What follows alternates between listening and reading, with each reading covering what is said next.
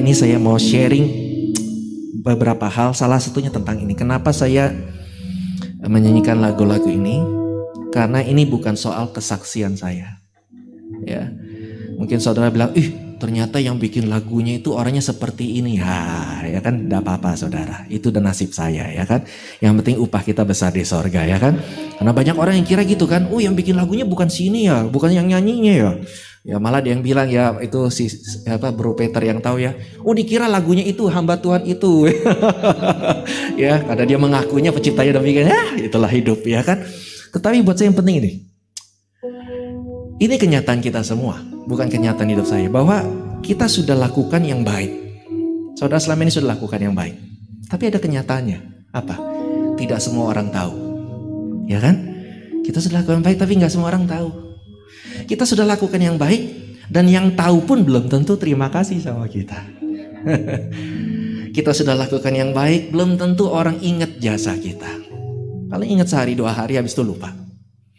Kita sudah lakukan yang baik, tapi yang orang ingat, yang orang ungkit-ungkit adalah kesalahan kita, kelemahan kita, kekurangan kita. Itu yang mereka ungkit. Kita sudah lakukan yang baik. Mungkin 100 hal saudara sudah lakukan. Tapi yang orang tuntut apa? Hal ke-101 yang belum kita lakukan. Capek deh. Ya kan? Kita sudah lakukan yang terbaik. Tapi di belakang kita dengar pekerjaan kita yang nggak ada, malah dia akan diakui sebagai orang lain punya pekerjaan. Itu saya, bukan dia. Waduh. Dan kita dijelek-jelekkan di belakang. Dan lebih parah lagi, kita sudah lakukan yang terbaik. Tapi orang bilang apa? Membalas kebaikan kita dengan kejahatan. Wow, ya kan ada pepatahnya kan? Apa itu ya? Air susu dibalas air tuba, itu udah kuno, saudara. Sekarang kan zaman now. Ya. Kopi susu dibalas kopi cyanida, saudara. Ngopi kan, asik sih, tapi cyanida mau, ya kan? Tapi hari ini saya percaya Tuhan mengirim saya datang kemari untuk mengatakan apapun kenyataan itu, jangan berhenti lakukan yang terbaik, jangan berhenti menjadi yang terbaik, karena upah kita bukan datang dari siapapun, upah kita datang dari Tuhan. Amin. Tuhan bisa memakai siapapun, Tuhan bisa memakai apapun. Di tempat kita bisa menuai apa yang kita tabur. Segala jerih payah kita di dalam persekutuan dengan Tuhan tidak pernah sia-sia. Katakan amin. Tepuk tangan buat Tuhan kita. Amin. Itu kenapa di Kolose 3 ayat 23-24 adalah saudara lakukan semua seperti untuk Tuhan dan bukan untuk manusia. Kenapa lakukan seperti untuk Tuhan? Karena memang bukan untuk Tuhan. Loh, memang saudara kerja untuk siapa? Masa buat Tuhan? Buat kita dong. Buat cari nafkah, buat menghidupi keluarga kita. Tapi kenapa Tuhan bilang seperti untuk Tuhan? Tuhan bilang jangan pandang manusianya. Manusia bisa mengecewakan kita. Manusia bisa menghalangi kita. Tapi seperti untuk Tuhan artinya lakukan itu karena Tuhan yang suruh kita. Karena kalau kita tahu itu adalah hal yang baik yang Tuhan suruh, kan Tuhan maunya kita lakukan hal yang baik. Bekerja itu hal yang baik. Rajin itu adalah hal yang baik. Semangat itu adalah hal yang baik. Amin. Nah kalau kita tahu itu adalah yang Tuhan suruh, maka upahnya dikatakan Tuhan sendiri yang memberikan upah pada kita. Ditetapkan. Artinya kalau Tuhan sudah menetapkan di Kolose 3 ayat 23-24 itu, artinya apa? Orang mau ambil pun tidak bisa. Kalau sudah Tuhan tetapkan buat kita. Mungkin saudara merasa hak saya diambil. Nama baik saya diambil, karya saya diambil. Tidak bisa saudara. Kalau Tuhan sudah tetapkan itu buat kita, orang tidak bisa mengambil. Karena Tuhan yang menggantinya sendiri buat kita. Yang setuju katakan amin, tepuk tangan buat Tuhan kita. Amin. Itu terjadi pada hari ini. Saya percaya ketika firman ini baru disampaikan saat ini, saudara sudah mulai dipulihkan. Amin. Saudara yang tadinya sudah lemah, sudah capek, frustasi, kayaknya kerja sia-sia, sudah bangun segala hal, tapi kok kelihatannya kok gara-gara situasi, gara-gara kenyataan kayaknya hancur semua. Jangan berhenti. Ini hanya proses. Tuhan hanya ingin saudara menabur. Ini saatnya menabur. Jangan berhenti menabur. Tabur air mata, tabur doa, tabur usaha kita, tabur segala yang baik.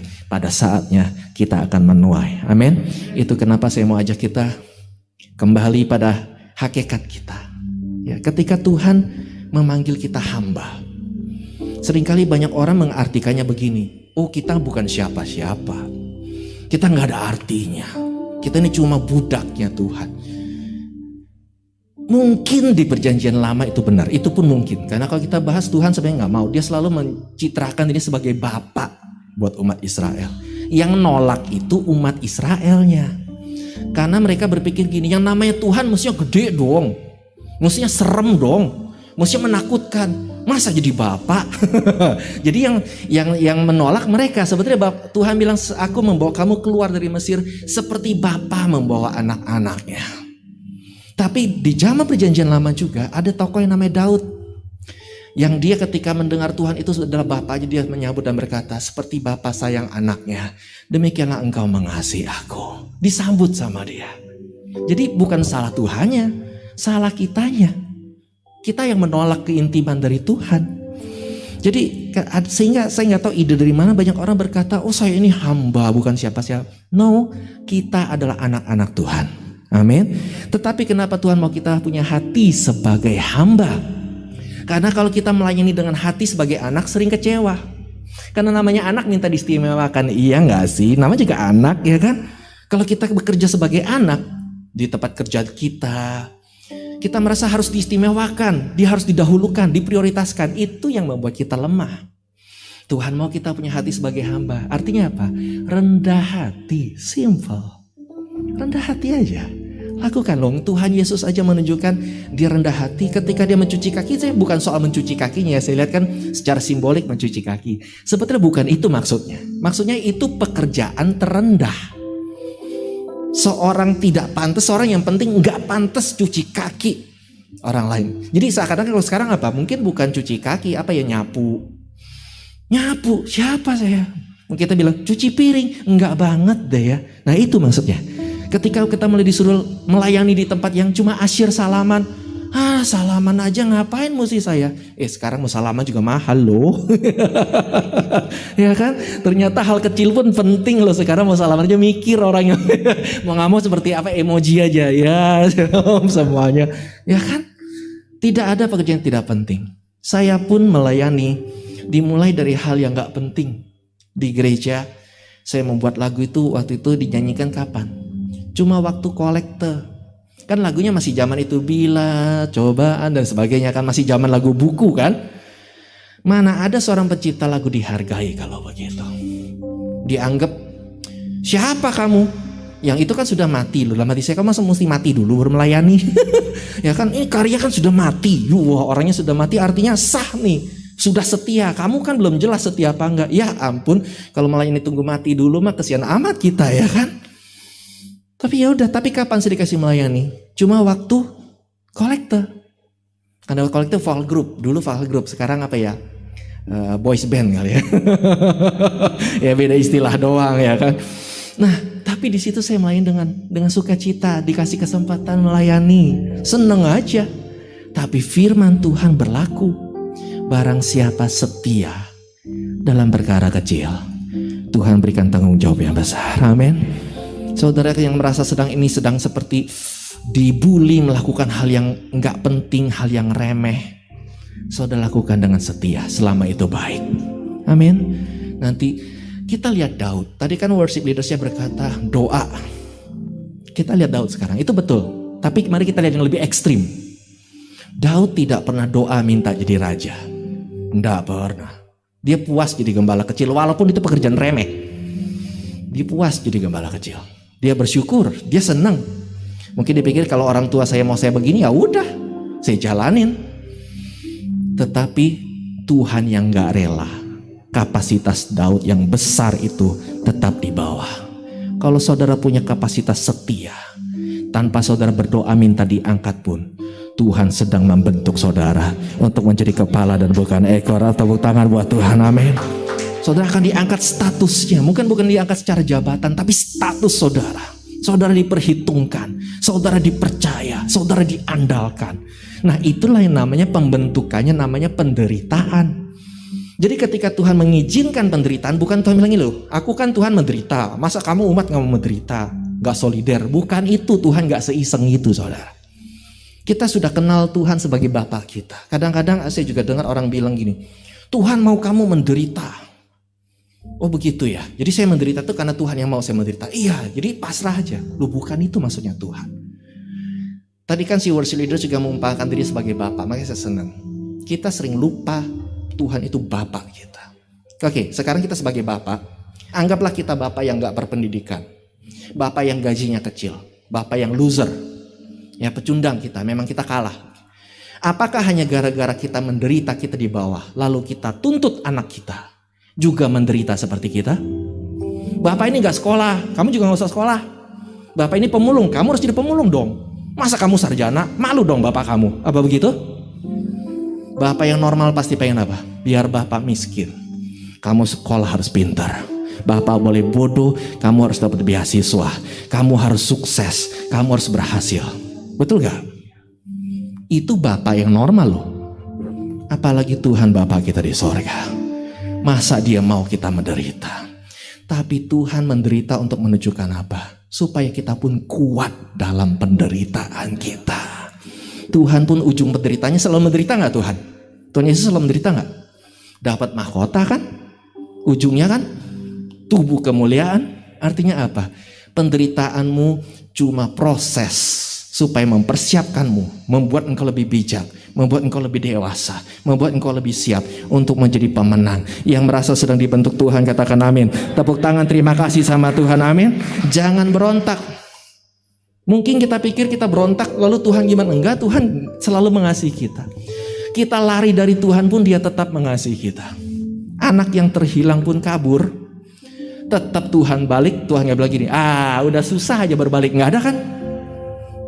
Tapi bapaknya bilang apa? Waktu anaknya masih ragu, udahlah aku gak mau jadi anak, aku jadi budak. Nah itu pemikiran itu, aku sudah banyak dosa, aku gak layak jadi anak, aku ini loser, udah aku jadi budak. Enggak dikasih sama bapaknya. Kenakan perhiasan yang terbaik, adakan pesta buat dia. Itu sifat bapak kita. Dia selalu ingin kita sebagai anak.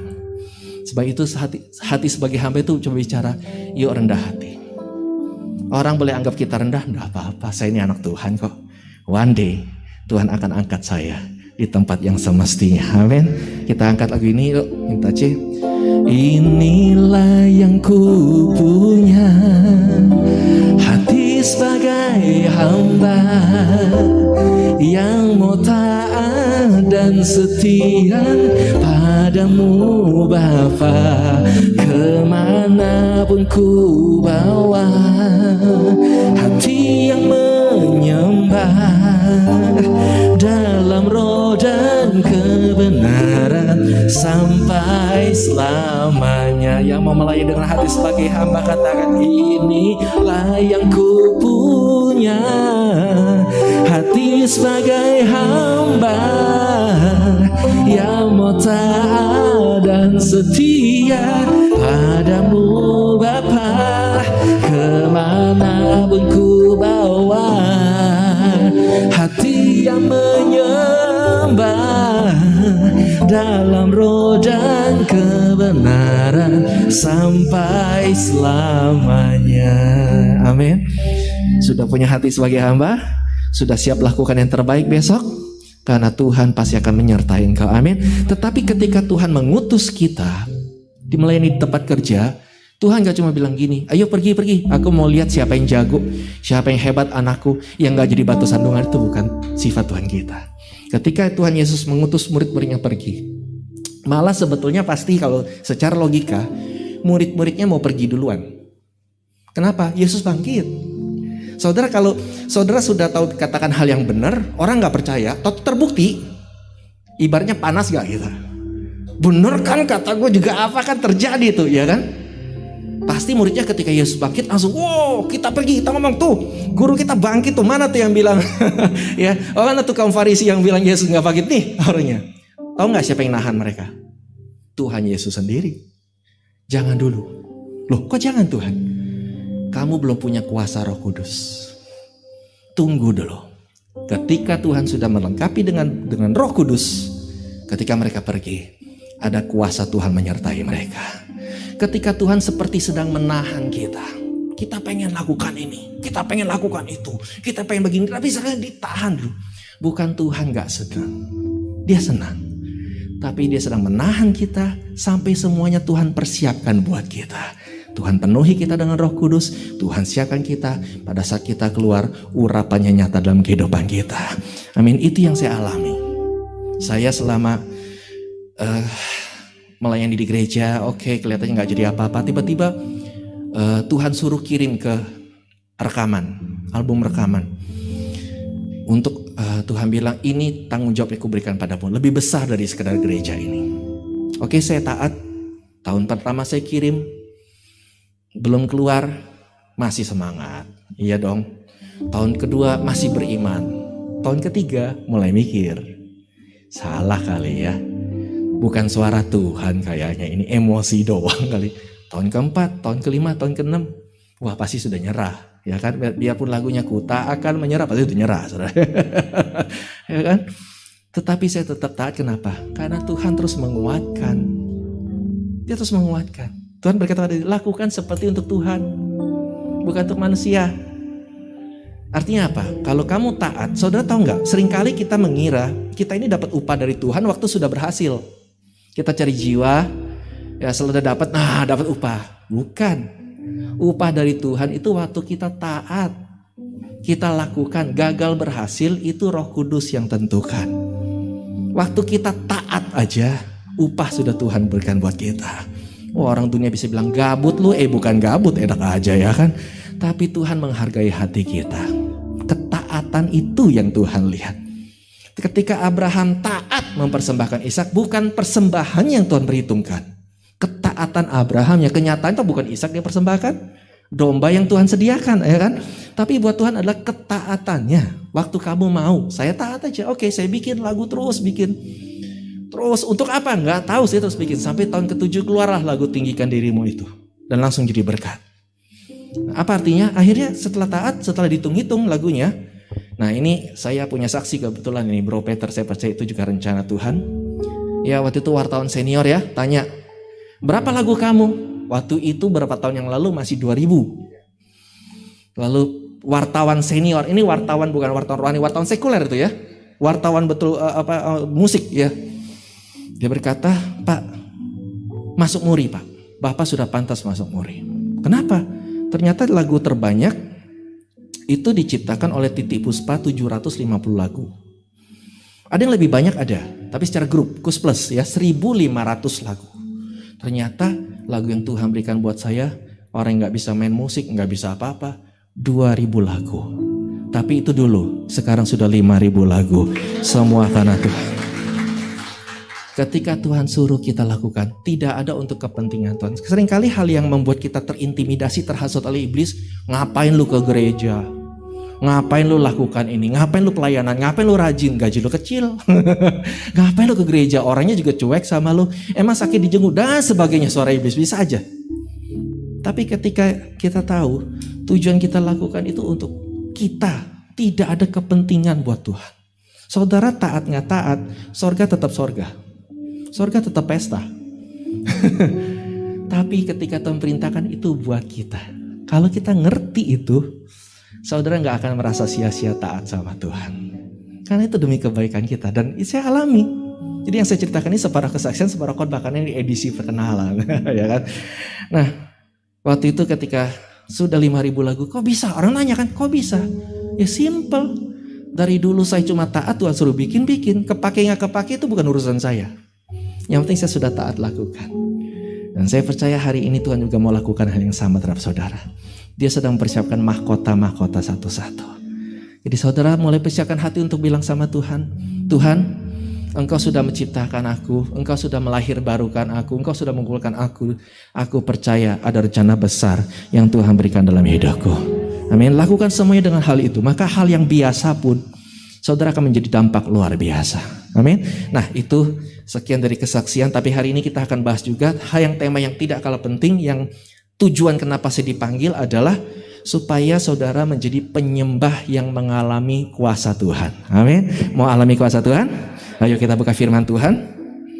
Tadi saya sudah minta izin pada Pak Gembala. Pak, berapa jam buat saya? Pak Gembala bilang terserah Tuhan, suruh selama live streaming kuat sikat katanya. Ya, live streaming video mah kuat, saya mah nggak kuat Pak ya. Ngaku kita. Yuk kita buka Mazmur 44. Mazmur 40 ayat 4 boleh ditampilkan. Tapi ini yang saya bilang ini 44 ini manual, berarti kalau digital 3 karena ada agak-agak bedanya. Ini adalah dasar firman kenapa saya membuat lagu sebanyak itu. Ya, bukan berdasarkan pengalaman pribadi. Saya dulu nah itu kenapa Tuhan menahan kita, salah satunya gini. Dulu waktu saya kirim lagu ke rekaman, kenapa gak diterima selama 7 tahun? Ada 2 hal yang saya rasakan. Yang satu, ketika saya pelajari evaluasi, saya menceritakan pengalaman pribadi saya. Semua tentang saya kepada Tuhan, saya kepada Tuhan. Oh how I love you, oh how I need you, oh Tuhan itu baik, Tuhan itu besar dan sebagainya. Ya, pokoknya dari saya untuk Tuhan. I want to do this, I want to do that. Dulu saya begini, sekarang saya begitu ya. Itu semua tentang saya. Tapi Tuhan bilang no, bukan itu tujuanku. Aku mau jadikan engkau something special. Jadi kalau saudara merasa jawaban doamu gak dijawab-jawab, Tuhan mau beri saudara lebih spesial lagi. Amin. Karena ini juga ada firman-Nya. Saudara ingat Marta gak? Marta itu kan waktu Lazarus sakit sudah minta tolong Yesus datang. Ya kan? Tapi Yesus berlambat-lambat kan? Padahal sudah di WA, sudah di SMS gitu kalau sekarang ya. Iya kan, pokoknya berita udah nyampe, Yesus sudah tahu lah. Tapi gak datang-datang. Ketika Yesus datang ya Marta ya ibaratnya ya apa istilahnya ngegremeng juga ya. Maksudnya agak kecewa pasti, menangis dia. Dan sedikit menyalahkan Tuhan, dia bilang gini, kalau engkau datang lebih cepat, Lazarus gak mati. Artinya dia ada unsur nyalahin Tuhan. Ya itu kayak kita lah. Seringkali kita nyanyi Tuhan gak pernah terlambat, tapi dalam hati selalu merasa enggak, Tuhan terlambat, dah hancur semua. Ya jujurlah kita sama Tuhan. Seringkali kita nuduh Tuhan agak terlambat dalam tanda kutip. Tetapi ketika Yesus lakukan mujizat, Lazarus bangkit, maka Marta pun pasti ngerti. Kalau Tuhan datangnya tepat waktu, Lazarus cuma dapat mujizat kecil. Sakit disembuhkan, biasa dong. Tapi karena Yesus terlambat dalam tanda kutip, Lazarus dapat mujizat luar biasa. Dari mati bangkit lagi. Kalau Tuhan seperti berlambat-lambat terhadap doamu, Dia sedang bikin mujizat yang tidak biasa dalam hidupmu. Tepuk tangan buat Tuhan. Dan yang kedua adalah, nah ini masalah yang sering kita ingin menjadi orang lain. Jadi saya karena dulu ada senior-senior pencipta lagu, saya selalu belajar dari mereka. Oh saya mau seperti ini, saya mau seperti pendeta ini. Jadi semua dulu yang mencipta lagu di zaman saya pendeta semua. Pendekarnya cuma satu, tapi akhirnya jadi pendeta juga. Ya, tapi di zaman dulu saya, wah ini pendeta hebat bikin lagu. Saya meniru mereka. Dan Tuhan bilang, aku tidak mau engkau jadi orang lain. Aku mau jadi engkau menjadi dirimu sendiri. Kamu harus yakin, sehingga ketika pada saat tahun ke-7 saya sudah terbiasa membuat lagu yang diri saya memang Tuhan kasih ke saya, dan itulah saya, ciri khas saya, keluar, bersinar. Tuhan gak mau kita bersinar untuk orang lain. Tuhan mau kita bersinar karena siapa diri kita adanya. Jangan pernah merasa dirimu gak berharga, sia-sia, gak berarti, enak orang itu ya. Kalau kita melayani, wah WL gereja itu yang besar itu luar biasa ya. Jangan pernah berpikir gitu. Saya bantu saudara biar cepat. Saya belajarnya lambat karena belajar sendiri. Tapi di sini saya kasih tahu, kalau kita ibu rumah tangga, kok kelihatannya ibu rumah tangga itu lebih sukses, lebih bahagia. Jangan pernah melihat seperti itu. Nanti kita malah gak lihat kebahagiaan yang Tuhan berikan buat kita. Jadilah diri. Yang kerja di kantor juga sama. Jangan bilang, oh yang itu kerjanya enak ya. Kok yang itu kerjanya sukses ya kelihatannya. Jangan pernah lihat orang lain. Karena Yesus pun tidak pernah membanding-bandingkan orang. Memang kita tahu orang terkaya di dunia adalah Salomo. Kita tahu itu. Tapi siapa orang nomor 2, ketiga, 4, kelima sampai ke-10? Top 10 orang terkaya di Alkitab. Siapa? Apakah Yabes? Antara Yabes Abraham siapa lebih kaya? Ishak lebih kaya enggak? Atau Esther lebih kaya enggak? Enggak ada yang tahu. Artinya apa? Jangan banding-bandingin kesuksesanmu dengan orang lain. Tuhan punya kemenangan tersendiri buat kita semua. Tepuk tangan dulu buat Tuhan, haleluya. Saya percaya saya di sini lebih banyak profetik, karena di sini saya lihat Roh Kudusnya kuat sekali bekerja. Puji Tuhan, teruskan. Mazmur 40 ayat 4. Ia memberikan nyanyian baru dalam mulutku untuk apa? Memuji Allah kita, atau lebih tepat sebetulnya ia memberi nyanyian dalam mulutku pujian untuk Allah kita. Jadi bukan untuk memuji, tapi it's okay. Ini beda penerjemahan aja. Jadi ia memberikan nyanyian baru dalam mulutku, suatu pujian untuk Allah kita. Suatu pujian untuk Allah kita. Banyak orang akan melihatnya dan menjadi takut lalu percaya kepada Tuhan. Jadi ada beberapa hal yang saya mau sampaikan. Yang pertama, kalau saudara mau mengalami kuasa dalam hidup ini, saudara harus tahu penyembahan itu bukan menampilkan sesuatu kepada Tuhan. Menampilkan kelebihan kita, menampilkan kesuksesan kita, menampilkan kesalehan kita. Bukan. Kalau Tuhan melihat hal itu, dia akan lebih tertarik orang Farisi daripada Daud. Karena kalau kita lihat Daud, kalau kita kenal ya, saya percaya Daud juga bakal dibuling. Allah munafik lu nyanyi-nyanyi, sok-sokan Tuhan. No, keluarga urus dulu, betul nggak saudara? Ya kan? Sama aja Daud mah, waduh, hidupnya juga nggak sempurna. Lebih keren Farisi dong, haleluya, ya kan? Tapi Yesus nggak tertarik tuh, ya kan? Jadi penyembahan itu bukan soal menampilkan sesuatu, tapi soal siap menerima segalanya dari Tuhan. Banyak orang berpikir saya ngerti. Secara manusia, kita datang pada Tuhan ingin menyenangkan Tuhan dong. Ingin ngasih ini, kan itu manusia. Tapi mari kita lihat dari sisi Tuhan. Saya kan selalu sampaikan Tuhan. Bukan saya terhadap Tuhan, Tuhan terhadap kita. Tuhan itu sumber segalanya, amin. Tuhan punya kekurangan gak? Apalagi mau dikasih sama Tuhan. Semua Tuhan yang kasih. Talenta kita Tuhan yang kasih. Suara kita, kekayaan kita, jabatan kita, semua Tuhan yang kasih. Mau kasih apa sama Tuhan? Yang Tuhan suka itu kita menerima apa yang Tuhan berikan kepada kita. Ketika dia memberikan penghiburan, terima. Waktu saudara sedang susah, penyembahan supaya saudara menerima penghiburan dari Tuhan. Pada saat saudara sedang marah, emosi, penyembahan itu gunanya supaya saudara menerima disejukkan, diteduhkan, ditenangkan, didamai sejahterakan. Ketika saudara sedang ketakutan, tujuan itu adalah penyembahan. Tuhan berikan keberanian lagi kepada saudara. Jadi apa segala kekurangan kita, itu Tuhan mau berikan untuk melengkapi kita. Makanya Tuhan Yesus berkata apa? Marilah kepadaku semua yang letih lesu dan orang yang letih lesu berbeban berat bisa kasih apa sama Tuhan? Muji pun belum tentu bisa. Iya kan? Bisanya apa? Sharing selalu masalah. Tuhan, aku punya masalah keuangan, masalah apa. Tapi itu yang Tuhan datang loh, undang loh. Tuhan gak bilang gini, marilah kepadaku semua yang jago main musik seperti Peter, Tasya. Yang gak bisa main musik antri dulu ke sono. Kan gak ada. Yang happy, ayo. Yang lagi sedih daftar dulu sama malaikat ya, kapan kita janjiin ketemu, enggak kan? Yang Tuhan undang pada saat saudara susah, justru itu yang Tuhan cari. Jadi selalu kenal bahwa Tuhan kita Tuhan yang memberi segala hal kepada kita. Beri hikmat, beri kekuatan, beri kemampuan, beri apapun kepada kita. Memiliki hati seperti Maria. Makanya Tuhan bilang dia menerima bagian yang terbaik dalam hidupnya. Karena dia selalu datang sama Tuhan dengan sikap menerima. Tapi apa hasilnya? Saudara tahu? Marta itu selalu ingin melayani Tuhan tapi burn out, kecapean. Hilang kuasanya. Makanya dia marah-marah. Tuh Maria enakan dia kok nggak nolong saya, mulai stres. Tapi Maria ketika dia terus diisi oleh Tuhan, apa yang terjadi? Ketika Yesus diurapi, pernah dengar lagunya dong? Seperti wanita yang datang mengurapimu. Siapa itu wanita itu? Maria. Yang setiap hari dipenuhi oleh kebaikan Tuhan, dipenuhi oleh kasih Tuhan. Pada saatnya dia bisa bertindak luar biasa. Kalau saudara datang kepada Tuhan, sikat Tuhan ini saya, penuhi saya penuh kekurangan, saya penuh tidak ada Tuhan, saya miskin tidak ada apa-apanya, Tuhan penuhi saya. Saudara tahu, saudara akan melakukan perkara yang jauh lebih besar bersama dengan Tuhan. Berikan kemuliaan buat nama Tuhan. Jadi izinkan dia terus memberikan. Ini yang saya juga dapat. Jadi saya selalu membuat lagu yang Tuhan kasih. Daud selalu menyanyikan apa yang Tuhan berikan.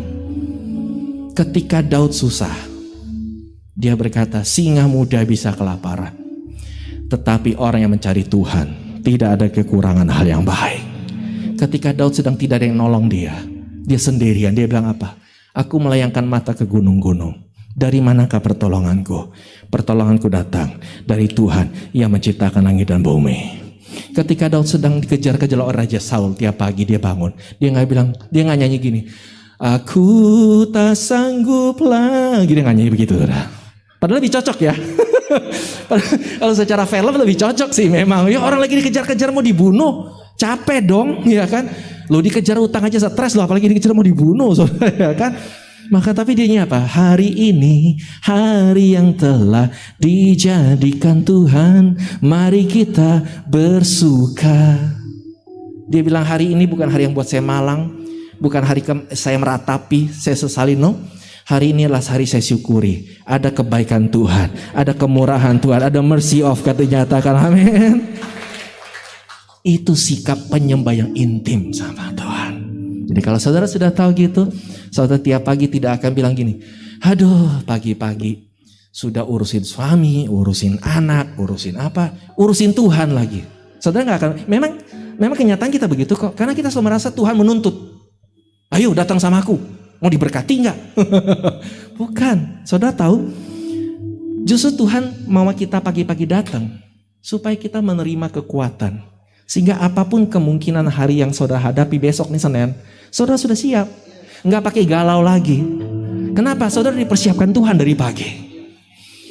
Itulah kenapa Daud, ketika Daud menghadapi Goliat, boleh buka cek Alkitab. Ada doa nggak Daud? Waduh, iya ya. Daud mengandalkan diri sendiri yo. Nggak ada doa. Daud nggak berdoa. Nggak ketika ada Goliat datang. Aduh, gede amat Tuhan. Berikan kekuatan pada hamba-Mu Tuhan. Lawan musuh tuh gede amat, Tuhan mau diapain ya? Enggak, saudara. Langsung dia berkata kepada Goliat, hari ini juga Tuhan menyerahkan engkau ke dalam tanganku. Betul kan? Kok dia bisa ibaratnya pede begitu? Karena setiap pagi Daud sudah berdoa. Dia sudah minta kekuatan dari Tuhan. Cari Tuhan, cari kekuatannya. Sehingga apapun hari-hari demi yang saudara hadapi, saudara gak akan mudah dijatuhkan. Tidak mudah stres, apalagi stroke, saudaraku. Tidak mudah galau, tidak mudah gelisah. Karena saudara sudah tahu dari pagi, saudara dipersiapkan Tuhan untuk menjadi pemenang dalam nama Yesus terjadi. Amin. Itu jadi saudara, ketujuan kita menyembah Tuhan atau memuji Tuhan bukan untuk Tuhan engkau baik, lalu Tuhan jadi baik. Enggak. Sebelum kita memuji Tuhan pun Tuhan sudah baik, amin. Karena Adam dan Hawa tidak pernah saya dengar dia memuji Tuhan. Terus Tuhan tunggu Adam dan Hawa muji dulu dong. Iya, ya kan baru saya kasih dong, ya kan? Enggak kan? Sebelum Adam dan Hawa memuji Tuhan, semua yang baik sudah Tuhan sediakan buat mereka. Bahkan sebelum kita memuji Tuhan itu baik, Tuhan sudah baik buat kita. Lalu ngapain kita muji Tuhan? Ya, buat terima kasih? Enggak juga. Tuhan tanpa pamrih kok. Tuhan menyembuhkan 10 orang kusta, satu yang balik Tuhan gak bilang gini, yang lain ya, gak tau kamsia ya, sakit lagi loh, enggak kan? Saudara mulai kenal Tuhan Yesus. Makanya saya percaya saudara sedang dapat pencerahan baru siapa Tuhan kita, amin.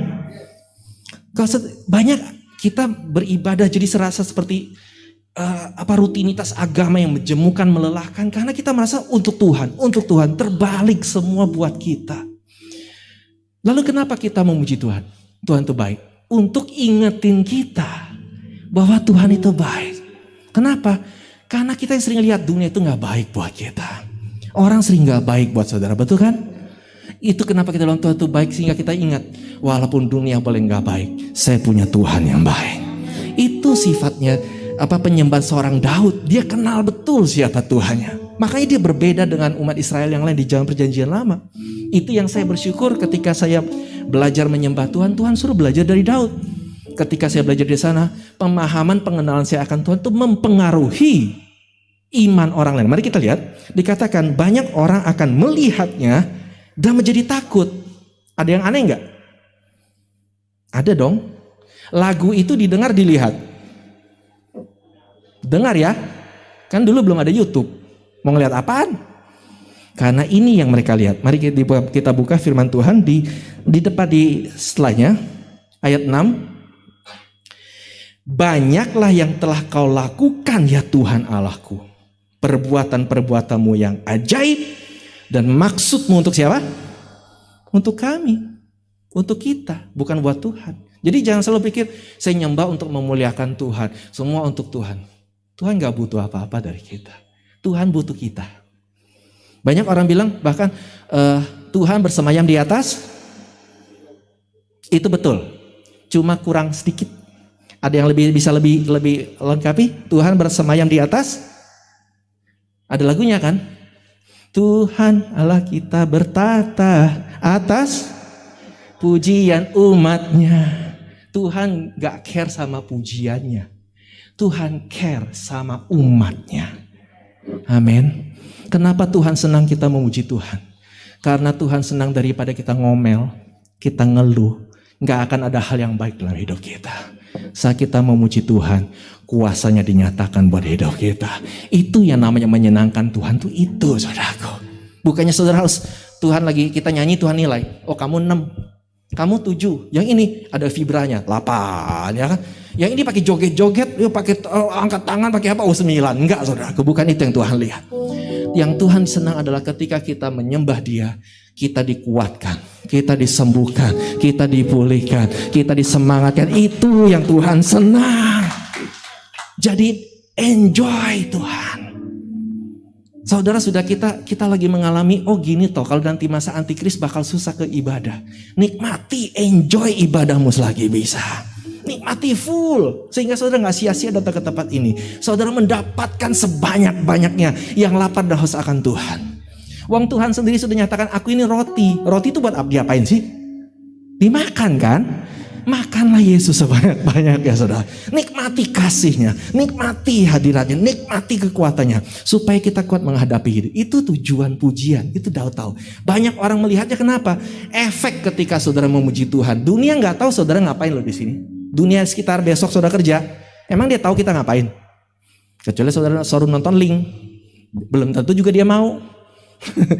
Tapi yang dia lihat apa? Kita kan kerja makin semangat atau enggak? Betul kan? Makin bersinar atau enggak? Ketika dunia kita nyanyi Tuhan itu baik, kebaikan Tuhan terjadi pada hidup kita. Kita nyanyi Tuhan penyembuh, kesembuhan terjadi buat kita. Kita nyanyi Tuhan penolong, pertolongan terjadi buat hidup kita. Itu yang bikin dunia lihat dan takut. Wow, Tuhanmu hidup. Lalu apa? Percaya kepada Tuhan. Yang ngerti sampai sini katakan amin. Tepuk tangan buat Tuhan. Yang penyembahan itu bukan buat Tuhan.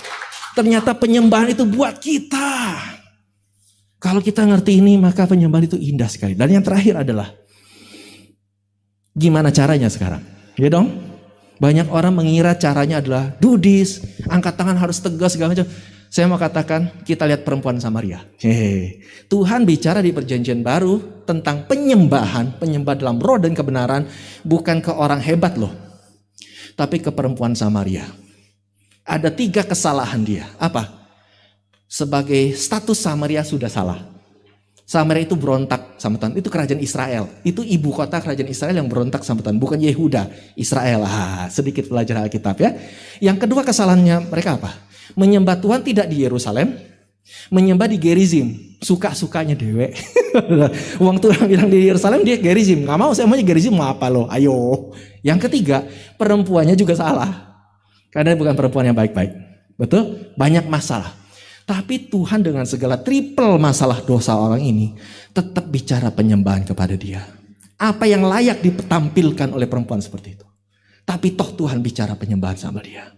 Nah kalau gitu, apa rahasia dia menerima kuasa Tuhan? Nah ini yang terakhir. Percaya kepada, mari kita lihat deh, ayo. Di ayat 40 ayat 5. Berbahagialah orang yang apa? Menaruh kepercayaannya pada Tuhan. Kekuatannya perempuan Samaria adalah dia percaya sama Tuhan. Cuma itu. Penyembahan yang mendatangkan kuasa adalah iman. Makanya Yesus ketika datang ke bumi tidak pernah bilang gini kan? Sembahlah aku. Pernah dengar? Ayo sembah aku kan Tuhan. Sembah. Gak pernah kan? Padahal orang sembah dia gak? Dari bayi aja udah disembah. Dari bayi sudah disembah. Orang ketika perempuan minta disembah Panglima Romawi, sembah, semua nyembah dia. Tapi Tuhan gak perlu bilang sembahlah aku. Yang dia bilang apa? Yang dia bilang apa kepada semua? Percayalah. Karena saat kita percaya, kuasanya terjadi. Amin. Jadi penyembahan bertujuan menguatkan iman kita. Ini yang penting. Saudara mengalami kuasa apa sih? Yang gak terbayangkan? Yang gak bisa saudara tebak? Seperti Daud. Daud itu sampai orang bilang, Daud mujizatmu apa? Dia sampai bilang gini, mujizat saya itu saya. Saya ini tanda ajaibnya. Kenapa? Mestinya udah mati. Mestinya gak mungkin jadi raja. Mestinya sudah kalah. Sama Goliat mesti udah kalah. Sama Raja Saul mesti udah mati. Lalu orang Filistin mesti udah kalah semua. Tapi heran survive. Kenapa? Buat dia cuma aku percaya kepada Tuhan. Sekalipun aku tertindas, aku tetap percaya. Kita buka firman Tuhannya. Ini ayat terakhir sekarang. Ya. Saya waktu belajar Alkitab, belajar khotbah. Masa peraturan pertamanya bilang gitu. Waktu itu saya ingat Pak Gilbert yang bilang, Jo, kalau kamu mau khotbah ingat, mau khotbahnya lucu, mau khotbahnya galak, terserah, itu gaya masing-masing. Yang penting bilang jangan lupa. Yang terakhir, kenapa? Nggak tahu saya dia bilang. Yang penting jemaat senang aja kalau orang bilang. Ayo enggak. Saya percaya kalau kita kenal Tuhan, nggak ada istilah kata yang terakhir ya. Lagi dong gitu ya. Tapi saya percaya pertemuan kita bukan yang terakhir. Amin. Berlanjut dong. To be continue. Naik. Mazmur 100. Nah, ntar siap-siap kunci F ya, bro. Mazmur 116 ayat 10. Tapi gak seru kalau langsung. Minta izin saya buka yang tidak langsungnya dulu. Biar orang yang promosin Daud, bukan saya. 2 Korintus 4 ayat 13. Pentingnya iman. Itu kenapa lagu saya menguatkan iman. Seperti tanganmu berkuasa mengubahkan padang gurun menjadi taman Tuhan. Tanpa saudara rasa imanmu bangkit. Betul kan? Iman terhadap apa? Firman Tuhan. Yang Tuhan beritakan itu yang Tuhan berikan. Firman yang Tuhan berikan. Ketika imanmu sudah bangkit, kuasa terjadi. Oke, si Paulus ngomong gini, namun karena kami memiliki roh iman yang sama. Roh iman siapa? Saya berdoa saudara punya roh iman hari ini. Seperti Paulus. Sama seperti siapa? Dia siapa bandingannya Paulus? Seperti ada tertulis, aku percaya sebab itu aku berkata-kata, maka kami juga percaya sebab itu kami berkata-kata. Apa ini ngomongin? Mari buka lihat. Mazmur 116, 10 ini si Daud ini. Rupanya Rasul Paulus sedang bilang, kami juga Rasul ini punya juga roh iman yang sama. Seperti siapa? Daud. Karena Daud berkata, aku percaya. Sekalipun aku berkata, aku sangat. Apapun kenyataanmu, lawan dengan iman. Saudara bisa bilang gini, aku ini sakit, tapi aku percaya Tuhan bisa sembuhkan saya. Oh, aku ini masih miskin saat ini, oke, tapi Tuhan bisa mencukupkan saya. Amin. Aku ini lemah, tapi Tuhan bisa kuatkan saya. Imanmu bangkitkan. Itu tujuan penyembahan. Kalau sudah ngerti gini, maka saya percaya kayak Paulus pun ngalamin waktu dia di penjara. Tidak ada, banyak waktu kasih seminar khotbah tentang pujian, gereja paling penasaran gini, kan semua gereja kumpul. Penyembahan model mana yang paling benar? Wah, paling susah saya. Kan semua gereja ngumpul loh. Ada yang gereja yang mesti kusuk, ada yang gereja boleh tepuk tangannya, ayo mau yang mana, ayo. Salah jawab habis. Tapi saya sudah tahu dari dulu, penyembahan paling benar itu dipasung, saya bilang. Loh, Rasul Paulus waktu di penjara nggak sempat angkat tangan tepuk tangan nari-nari, dipasung. Ayo mau dipasung. Tapi apa yang terjadi? Tidak ada bro Peter mainin keyboard buat dia. Tidak ada singer yang ngiringin, cuma temen nyanyinya. Belum tentu juga nggak fales, saudara ya kan? Yang nonton bukan saudara yang siap tepuk tangan, enggak. Napi-napi lain. Emang napi lain sopan-sopan?